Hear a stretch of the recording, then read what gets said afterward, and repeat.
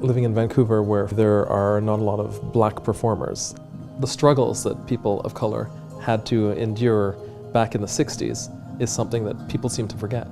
And they would have to go to the grocery store to get cocoa powder to do her makeup. So one of the things that I like to do for a queen that I've never worked with before is give a piece of jewelry. So I put out a few pieces for you now, and please select the piece that you'd like to have. That way you'll always remember me. It's so sweet. I am drawn to this piece here. That's a pretty piece. Yeah, it's so gorgeous. And now it's yours. You're welcome. You've been doing this for, you said, over 20 years. Yeah. Like, that's incredible. And I think there's so much that I owe to that. And not even as just a drag performer, but as a queer person in the city. I think it's so much easier to not delve into history or to look at predecessors or elders or people that have paved the way before you.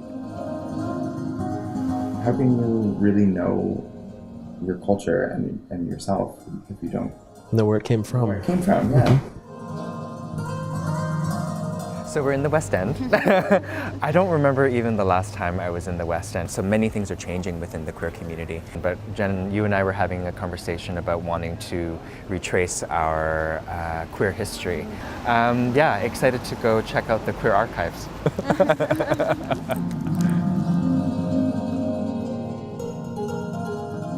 This is the poster file, so I'm not even attempting to collect everything. I collect those things that have some sort of exceptional visual interest.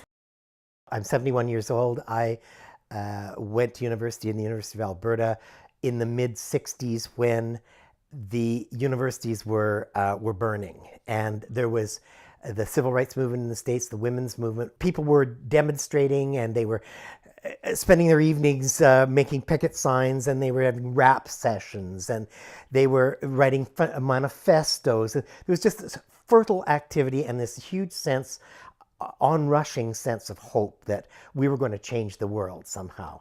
I'm a librarian by profession and a historian by avocation, and one of the things that very quickly began to bother me was that we were all so busy doing all this stuff. Nobody was actually taking note of what was happening. The onrush of something new, and then they'd move on to the next thing and on to the next thing. Nobody's filing away our story, and we're claiming that we are going to rewrite history. The experience of gay people is that we have been written out of history.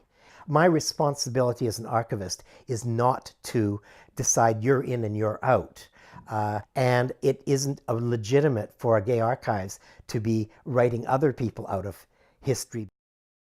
The gay media, who are the only people reporting on us, are white, middle class, male, and they are reflecting very much the experience and worldviews of those people. So I made a conscious choice right from the beginning that we had to be covering women, senior citizens, youth, ethnic minorities, religious minorities,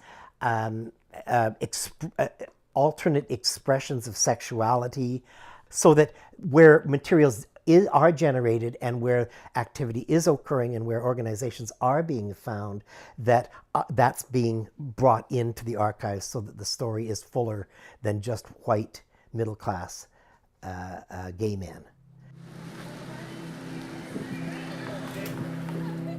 Oh, you're here.